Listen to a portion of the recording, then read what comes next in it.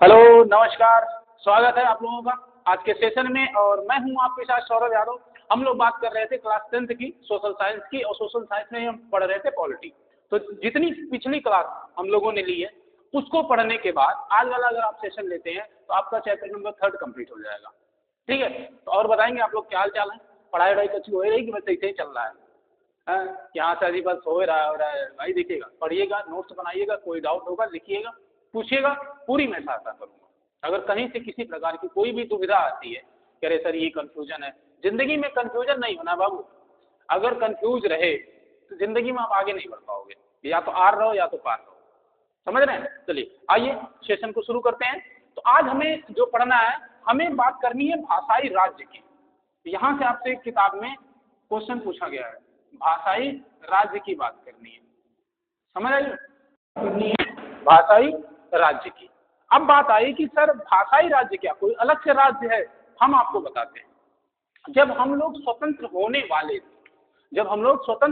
थे, मतलब आजाद होने वाले थे, तो कंडीशन दो प्रकार की आई कि पूरे भारत में, समझ रहे हैं, पूरे भारत में अलग अलग प्रांत है। हम कहें अलग अलग प्रांत है या अलग अलग राज्य है, और अलग अलग प्रांत या अलग अलग राज्य की विविधता अलग है, मतलब डाइवर्सिटी है हर जगह पे। मतलब किस तरीके से, कोई राज्य ऐसा है वहां पे अलग प्रकार की कोई भाषा बोली जाती है, वहां का जो रहन सहन है वो अलग है, वहां पे अलग प्रकार की कोई न कोई जाति निवास करती होगी, उनका हो सकता है कि धर्म अलग हो सकता है उनका संप्रदाय अलग हो। मतलब हम ये देखेंगे, हो सकता है कि वहां का धरातल कुछ अलग हो। धरातल कहने का मतलब, धरातल का मतलब हो सकता है कि वो पहाड़ी क्षेत्र हो सकता है वो समुद्र के किनारे वाला क्षेत्र हो सकता है वो मरुस्थली क्षेत्र हो। कहने का मतलब है कि एक क्षेत्र, एक प्रांत या एक राज्य, उसमें पता नहीं कितने प्रकार की विविधता है जिसके बारे में किसी को आइडिया नहीं है। तो जब हम स्वतंत्र हुए, स्वतंत्र होने का मतलब जब हम 1947 में पहुंचे, 1947 में जब हम लोग पहुंचे, हमने एक बात देखी कि भाई हम स्वतंत्र हुए हैं तो अपने भारत में राज्यों का विभाजन कैसे होगा, मतलब राज्य बनाए जाने हैं। तो संविधान में आपको कई बार इस पर बहुत विचार हुआ, विमर्श हुआ।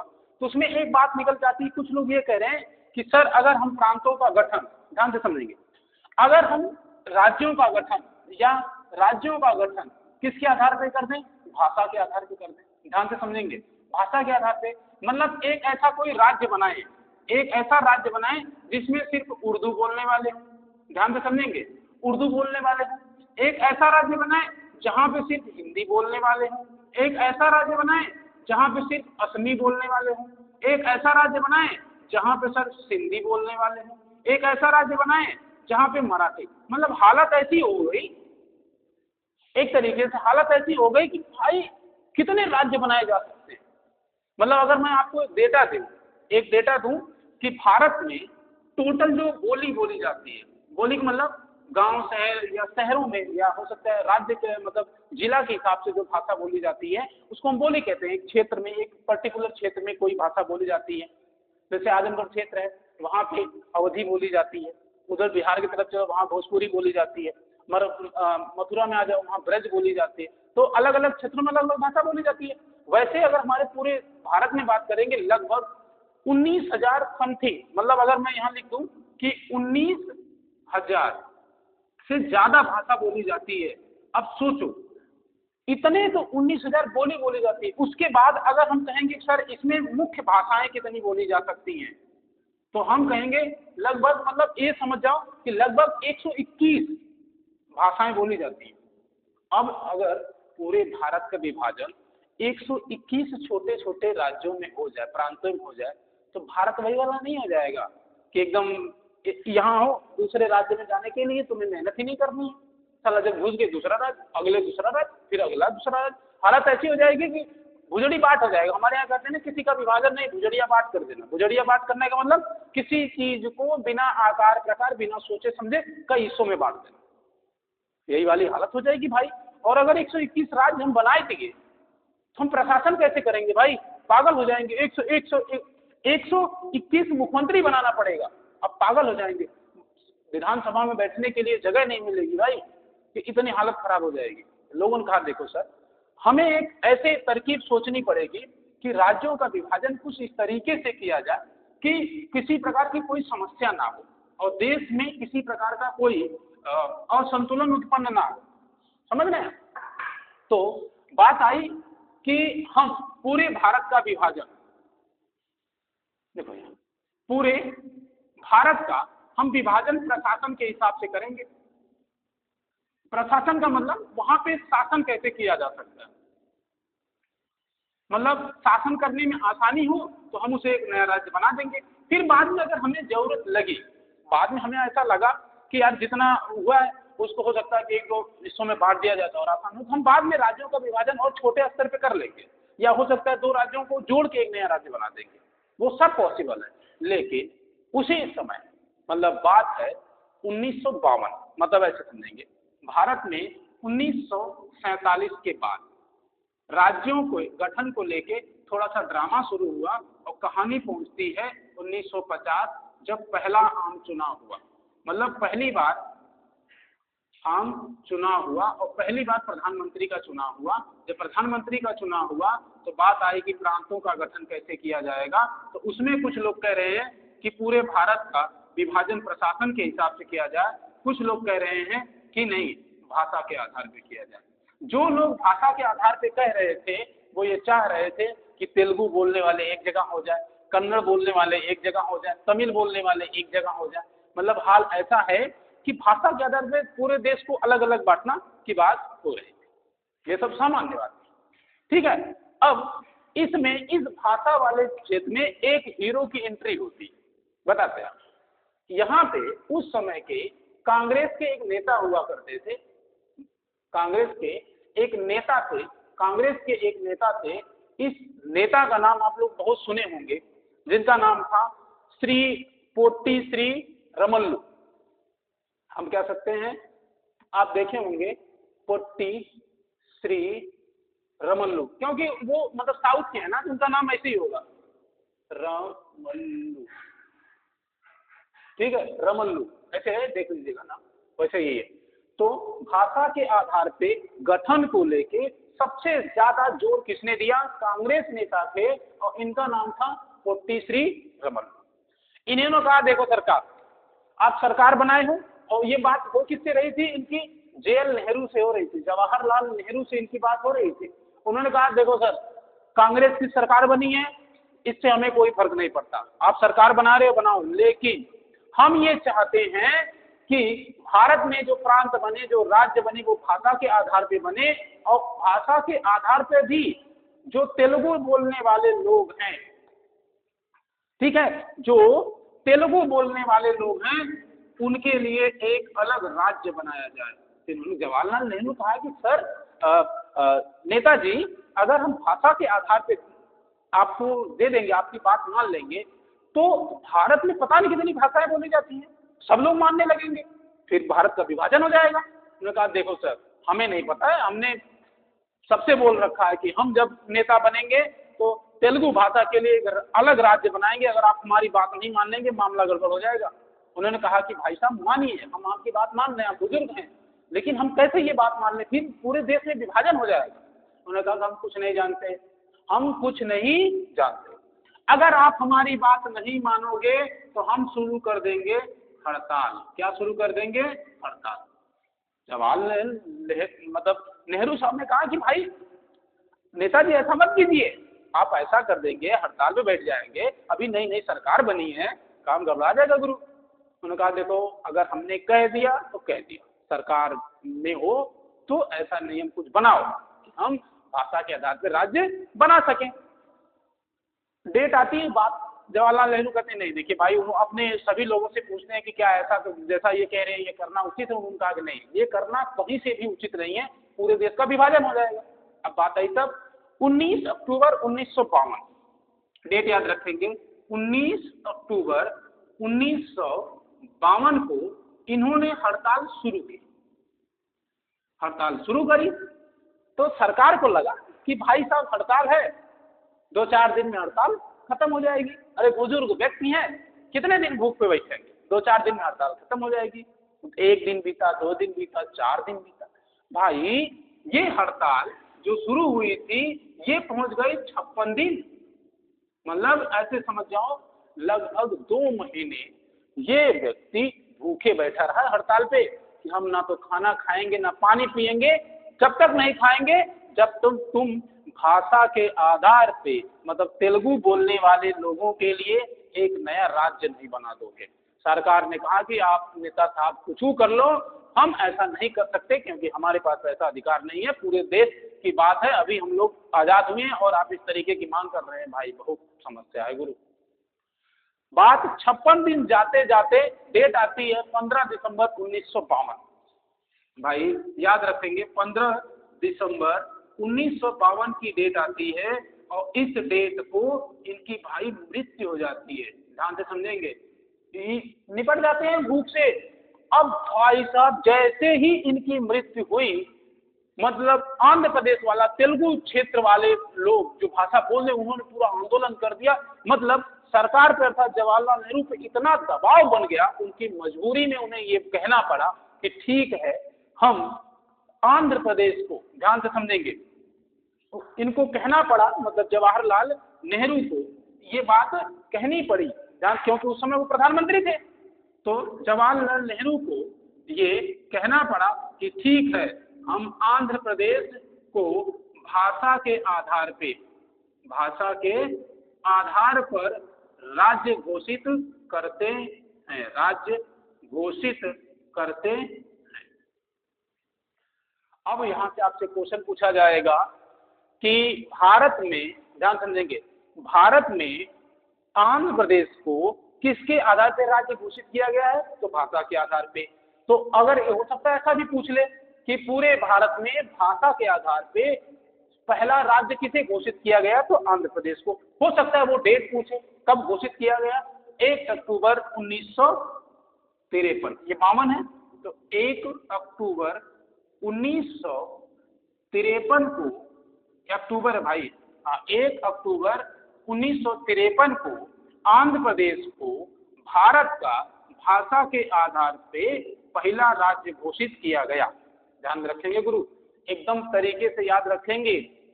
हाँ, अब लिखेंगे कैसे? आप साधारण तरीके से लिखेंगे एग्जाम में। आप लिखेंगे कि मद्रास प्रेसिडेंसी के नेता, मैं पूरी बात लिख देता हूं,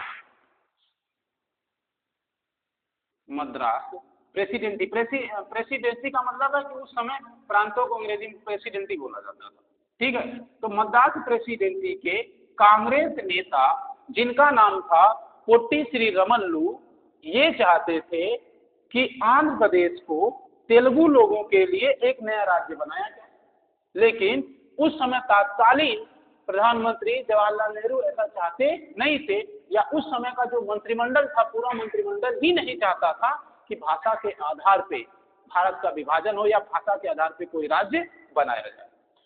जब इनकी पोट्टी श्री रमल्लू की बात नहीं मानी गई तो ये इन्होंने हड़ताल शुरू कर दिया। हड़ताल शुरू करते हैं 19 अक्टूबर 1952 को, और 56 दिन की भूख हड़ताल के बाद, मतलब भूखे भूखे भूखे 15 दिसंबर 1952 को इनकी मृत्यु हो जाती है। और तेलुगु भाषियों ने वहां आंदोलन कर दिया, वहां एकदम अफड़ा तफड़ी मच गई। मजबूरी में, दबाव में आकर जवाहरलाल नेहरू ने या तत्कालीन सरकार ने 1 अक्टूबर 1953 को आंध्र प्रदेश को भाषा के आधार पे भारत का प्रथम राज्य घोषित किया, प्रथम राज्य घोषित किया। ये ध्यान में रखें।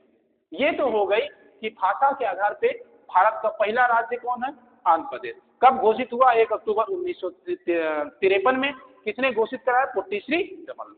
यहाँ तक भाई बात एकदम चकाचक गुरु क्लियर हो गई। आ जाओ, अगर यहाँ तक बात क्लियर हो गई है तो हम चलेंगे आगे। मेरे हिसाब से यहाँ तक किसी को बाबू कोई डाउट तो नहीं है गुरु? अगर किसी के दिमाग में एक पैसा का भी डाउट है तो आप हमें जरूर बताएंगे भाई, आप हमें जरूर बताएंगे अगर दिमाग में कोई भी डाउट है तो। अब आते हैं, हम बात करेंगे भाषा की। ये तो भाषा के आधार पर राज्य हो गया। अब हमें जो बात करनी है, आप लोगों ने लिख भी लिया होगा, चलिए अब समझेंगे। अब हमें बात करनी है भाषा की, मतलब पूरे भारत में कौन सी भाषा, कैसी भाषा। तो देखो, भाषा के आधार पर हम बात करेंगे। एक होती है राष्ट्रभाषा, राष्ट्रभाषा। राष्ट्रभाषा का मतलब होता है कि किसी एक पूरे देश में, हम कहें किसी पूरे एक देश में या किसी एक पूरे राष्ट्र में सिर्फ एक भाषा बोली जाती हो, एक भाषा बोली जाती हो। अब बोलने का मतलब सिर्फ बोलना नहीं है भाई, एक भाषा वहां की आधिकारिक भाषा बन जाए, आधिकारिक भाषा बन जाए, अर्थात वहां काम काज में सिर्फ उसी भाषा का यूज किया जाए। मतलब वहां जो ऑफिस का काम हो, सरकारी जितना भी काम हो, उन सभी भाषाओं को काम करने के लिए उसी भाषा का प्रयोग किया जाए। अब समझिएगा, आप खुद समझिएगा, भारत में क्या हर जगह हिंदी बोली जाती है? क्या हर जगह तेलुगु बोली जाती है? क्या हर जगह तमिल बोली जाती है? ना भाई, हर जगह मराठी। इसका मतलब हर राज्य में अलग अलग स्थान पे अलग अलग भाषा बोली जाती है। इसका मतलब आप लिखेंगे कि भारत की कोई भी, लिखेंगे यहाँ पे कि भारत की कोई भी राष्ट्रभाषा नहीं है, कोई भी राष्ट्रभाषा नहीं। पहला पॉइंट याद रखेंगे और इसे लिखेंगे भी बाबू कि कोई आपसे पूछना करे हिंदी तो यहाँ की राष्ट्रभाषा, भैया वो राष्ट्रभाषा नहीं है भाई, वो राजभाषा है। ठीक है, ये तो बात हो गई राष्ट्रभाषा की। उसके बाद आती है बात राजभाषा की, राजभाषा की। अब समझो, राजभाषा मतलब राज्य में या किसी क्षेत्र में आधिकारिक तौर से जो लोग रहते हैं, अगर उनकी भाषा में कामकाज किया जाता है उसे बोला जाता है राजभाषा। तो भारत में मैक्सिमम भाषा जो बोली जाती है वो हिंदी बोली जाती है, सबसे अधिक भाषा बोली जाती है हिंदी बोली जाती है। तो देखो, राजभाषा के रूप में जो प्रथम भाषा को चुना गया था वो थी हिंदी। कौन सी भाषा थी? हिंदी। ध्यान से समझेंगे। और हिंदी के साथ में एक भाषा और थी, वो थी इंग्लिश, क्योंकि अंग्रेज छोड़ के गए थे, सब कामकाज इंग्लिश में ही होता था। ध्यान से समझेंगे बाबू, भारत की राजभाषा प्रथम है हिंदी और उसी के साथ, हिंदी के साथ थी इंग्लिश। इंग्लिश को कहा गया कि जब हम आजाद हो जाएंगे तो धीमे धीमे हम क्या करेंगे, हर साल इंग्लिश में जो काम हो रहा है उसको स्थानीय भाषा के रूप में कर देंगे। मतलब धीमे धीमे इंग्लिश को हम छोड़ते जाएंगे। कैसे कि सब अंग्रेजी लेके आए थे, अंग्रेज गए, अंग्रेजी भी उनके साथ चली जाए, यहाँ काम करने की जरूरत नहीं। मतलब अंग्रेजी को धीमे धीमे हम खत्म कर देंगे कि अंग्रेज सब लेके आए हैं और अंग्रेज सब गए, अंग्रेजी भाषा को खत्म कर दो, वापस से यहाँ हिंदी भाषा बोली जानी चाहिए, हर काम हिंदी में होना चाहिए। ऐसा लोगों ने का मानना था और सरकार का भी मानना था। तो जब संविधान बना तो संविधान में एक बात लिखी गई, ध्यान से समझेंगे भाई, संविधान में एक बात लिखी गई थी कि 26 जनवरी 1965 तक, ध्यान से समझेंगे, ये बात संविधान में लिखी गई थी। उस समय संविधान में लिखी गई थी 26 जनवरी 1965 तक हम इंग्लिश भाषा का प्रयोग धीमे धीमे करके अंततः 26 जनवरी 1965 तक बंद कर देंगे। मतलब हम हिंदी का, जैसे समझो, आपको दिमाग में बहुत, देखो हम लोग 1950 से कहानी अपनी शुरू करते हैं, 15 साल तक हम, 15 वर्ष तक हम तो इंग्लिश का यूज करेंगे, हम इंग्लिश का यूज करेंगे, लेकिन 15 साल में हम धीमे धीमे लाहे लाहे लाहे लाहे करते करते अंग्रेजी को छोड़ देंगे कि अंग्रेजी भाषा में ना तो हम बात करेंगे ना तो कोई कामकाज करेंगे। लेकिन समस्या इस बात की हुई कि अंग्रेज अगर उत्तर प्रदेश में अंग्रेजी में बात करते थे तो जब वो तमिलनाडु में गए, तमिलनाडु में भी वो अंग्रेजी में बात करते थे। और अंग्रेजी एक ऐसी भाषा बन गई थी कि तमिल वाला भी अंग्रेजी समझ रहा था, यूपी वाला भी अंग्रेजी समझ में रहा था। जब अंग्रेज यहाँ से गए और जब यूपी वाले को तमिल वाले से बात करनी या तमिल वाले को यूपी वाले से बात करनी है, उनके पास ऑप्शन नहीं है कि कोई वो अगर तमिल में बात करे तो यूपी वाले को ना समझ में आए और यूपी वाला हिंदी में बतिया तो तमिल को ना समझ आए। उनको कहा, देख भाई, दोनों को दोनों की बात समझ नहीं आ रही है, एक काम करते हैं, जो अंग्रेजवा सब अंग्रेजी बोल के गया है यहाँ, उस अंग्रेजी को ही एक्सेप्ट कर लेते हैं, अंग्रेजी में दोनों बात कर लेंगे, बात समझ में आ जाएगी। तो मजबूरन समय को देखते हुए अंग्रेजी के प्रचलन को बंद नहीं किया जा सका, जबकि उन संविधान में लिखा गया था कि 1965 तक धीमे धीमे करके हम उसको बंद कर देंगे, लेकिन ये पॉसिबल नहीं हुआ था। आप एग्जाम में लिखेंगे, क्या लिखेंगे कि भारत की प्रथम राजभाषा हिंदी को बनाया गया और साथ में काम करने के लिए इंग्लिश को भी दर्जा दिया गया। लेकिन संविधान में ये लिखा गया कि 26 जनवरी 1965 तक आते आते हम पूरे तरीके से भारत में इंग्लिश में काम काज करना प्रशासनिक भाषा के तौर पर इसे क्या कर देंगे, खत्म कर देंगे, लेकिन ऐसा हुआ नहीं, क्योंकि इंग्लिश ही वो भाषा थी जिससे पूरे भारत कनेक्ट हो सकता था मजबूरन। तब नहीं खत्म हुआ तो इसके बाद भी नहीं खत्म हुआ, आज तक भी इंग्लिश का मामला चल रहा है। लेकिन यहाँ एक बात समझनी है, राजभाषा के तौर पे कुछ राज्यों ने, लिखेंगे कुछ राज्यों ने अपने यहाँ उर्दू को, उर्दू एक भाषा, उर्दू को अपने यहाँ द्वितीय राजभाषा का दर्जा दे दिया। द्वितीय राजभाषा का दर्जा दे दिया गया किसे मुन्ना? उर्दू को। तो ध्यान में रखेंगे क्वेश्चन क्या पूछा जाएगा, भारत की प्रथम राजभाषा हिंदी, द्वितीय राजभाषा उर्दू। अब कुछ लगेंगे सर अंग्रेजी का प्रथम एक द्वितीय, ना भैया वो सहायक भाषा थी। हाँ, उसको प्रथम द्वितीय में काउंट मत करना, वो हिंदी के साथ थी लेकिन वो सहायक भाषा के तौर पर, उसे राजभाषा का दर्जा वर्जा नहीं दिया गया। ठीक है, तो वो चीजें हैं, कंफ्यूज नहीं रहना है। तो पहली भाषा हिंदी, दूसरी भाषा उर्दू, ध्यान में रखेंगे। यहाँ तक कोई डाउट तो नहीं होना चाहिए, मेरे हिसाब से डाउट होना ही नहीं चाहिए यार, ऐसी कोई बातें नहीं है। जब इतना सब कुछ हो रहा था कि राष्ट्रभाषा कोई नहीं थी, राजभाषा राज्यों ने अपने हिसाब से धीमे धीमे कर लिया था। हमने आपको बताया कि पूरे भारत में जो बोलियां बोली जाती हैं, हमने आपको बताया था जो बोली जाती है वो 19,000 समथिंग बोली जाती है, मतलब 19,000 से ज्यादा बोली जाती है। उसके बाद हमने कहा कि कुछ मुख्य भाषा हैं जो हर जगह बोली जाती है, अलग अलग लैंग्वेज जो वो 121 थी, और इसमें से सिर्फ मुख्य भाषा में से 22 भाषा को निकाला गया। कितनी भाषा को? 22 भाषा को निकाला गया, और इस 22 भाषाओं को संविधान में मान्यता दी गई। संविधान में इसको मान्यता दी गई कि हाँ, इस 22 भाषा में राज्य कामकाज कर सकते हैं। तो आपसे क्वेश्चन पूछा जाएगा, ध्यान से समझेंगे, संविधान में कितनी भाषाओं को, ध्यान से समझेंगे, संविधान में कितनी भाषाओं को अनुसूचित भाषा का दर्जा दिया गया है? तो कहेंगे सर 22 भाषाओं को हम लोगों ने संविधान में मान्यता दी है, अर्थात पूरे भारत में 22 भाषाओं में काम किया जा सकता है। यहाँ तो कोई डाउट नहीं है। अब 22 भाषाओं में कुछ भाषाएं मैं आपको बताता हूँ, ध्यान से समझेंगे। कुछ भाषाएं मैं आपको बताता हूं कि भारत में, देखो ध्यान से समझेंगे कि पूरे भारत में सबसे ज्यादा कौन सी भाषा बोली जाती है, मतलब भाषा का क्रम लिख दो, सर्वाधिक बोली जाने वाली भाषा, मतलब भारत में कौन सी भाषा है जो सर्वाधिक बोली जाती है, सबसे ज्यादा कौन सी भाषा बोली जाती है। आप लिखेंगे सबसे पहले जिस भाषा का नाम आएगा, आप देखते हैं कि सबसे ज्यादा भारत में क्या बोली जाती है? हिंदी बोली जाती है। हो सकता है आपसे ये पूछ ले कि पूरे भारत में हिंदी कितने % बोली जाती है, आप कहेंगे कि सर लगभग 45.4% लोग क्या बोलते हैं? हिंदी बोलते हैं। हो सकता है वो आपसे ये पूछे कि सर ये हिंदी 45% बोलते हैं, वो ठीक है, लेकिन दूसरी भाषा कौन है जो सबसे ज्यादा बोली जाती है? तो बंगाल में है ना, बंगाल में बांग्ला, कौन सी भाषा है? बांग्ला। दूसरी की भाषा कौन सी भाई? बांग्ला।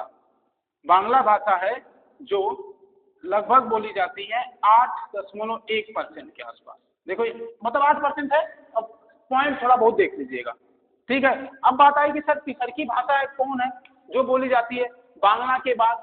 आप लोग उसमें देखेंगे अपने मतलब अपने नोट्स में, अपनी किताब में देखेंगे, वहां साफ साफ लिखा होगा तीसरी भाषा के रूप में मराठी लिखा होगा, ठीक है। क्या लिखा होगा मुन्ना? मराठी लिखा होगा। उसके बाद अगर हिंदी, बांग्ला, मराठी, और इसके बाद अगर मराठी के बाद आपसे पूछना जाएगा कि पश्चिमी कौन सी है, तो कहेंगे गुजराती है,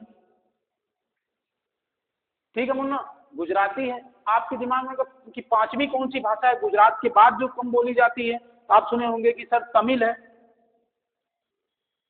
तमिल है। और इसी के बाद मैं एक अलग भाषा लिखवा देता हूं, रुक जाओ, ऐसे लिख लो आप, ठीक है। इसके बाद एक नोट करके लिख लो कि अपने यहाँ उर्दू भी बोली जाती है, क्योंकि द्वितीय भाषा के रूप में इसको दर्जा दिया गया है। तो उर्दू को लगभग 4% लोग बोलते हैं। तो ध्यान में रखेंगे सबसे ज्यादा कौन सी भाषा बोली जाती है? हिंदी, उसके बाद बांग्ला, उसके बाद मराठी, उसके बाद गुजराती, उसके बाद तमिल। भाई 22 भाषाओं का नाम याद मत रखिएगा भाई, हाँ, नहीं तो आपके दिमाग में अगर 22 भाषा याद कर लो ना, एकदम जरूरत नहीं है। 22 भाषा कौन याद करता है? जरूरत है 22 भाषाओं की, बस पता होना चाहिए कि 22 भाषाओं की बात संविधान में की गई है।